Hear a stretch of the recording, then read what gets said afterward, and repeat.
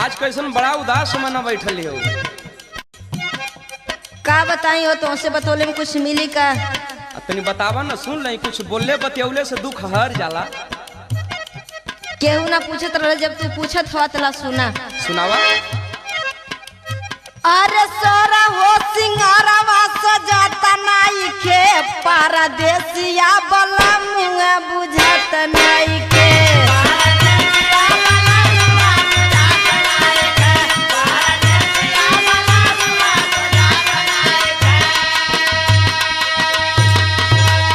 यही ना ते इतना चिंता में बैठल हो। हाँ हो। सुना।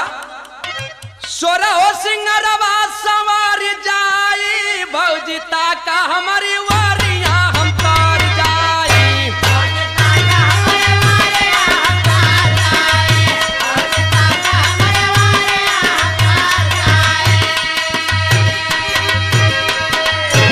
सुनबा दे और बबुआ। सुनावा। अरे तो मथवा कभी दिया जहर कैलन दिया,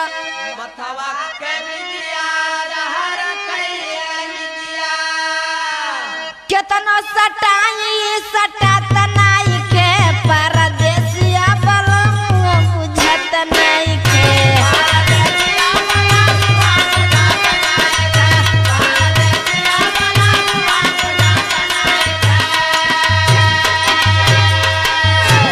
तो हाई देवर हो ना, अरे के साटा चला। देखा हम सटा के दिखावत हई तो के। अच्छा अच्छा।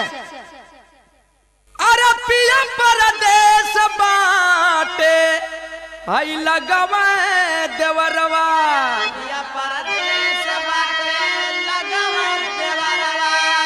अरे बतिया बलम के बिसार जाई, भौजिता का हमारी वारिया हम तार जाई।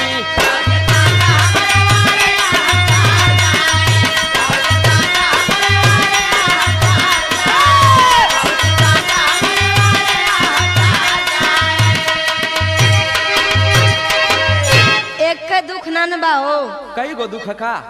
अरे कैसे लगाई देवर तिरछा कजरवा, बहुत बढ़िया दिक्कत है।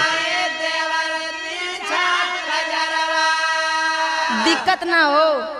अरे बही बही जाला ई रुकत नाई के, परदेसिया बला मुआ बुझत नाई के।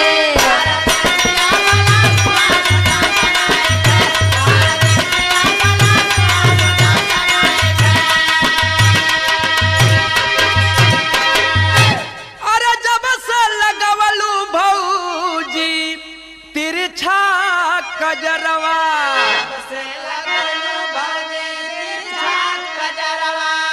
अरे काला बदरवा उतर जाई, भौजिता का हमारी वारिया हम मर जाई।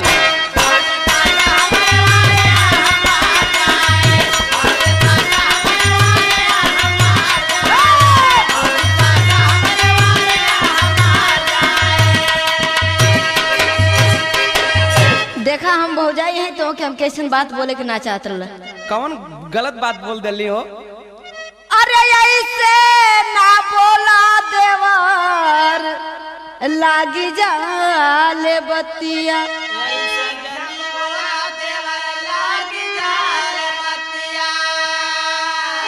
अरे गोली समान सहात नाई के, परदेसिया बला मुआ बुझत नाई के।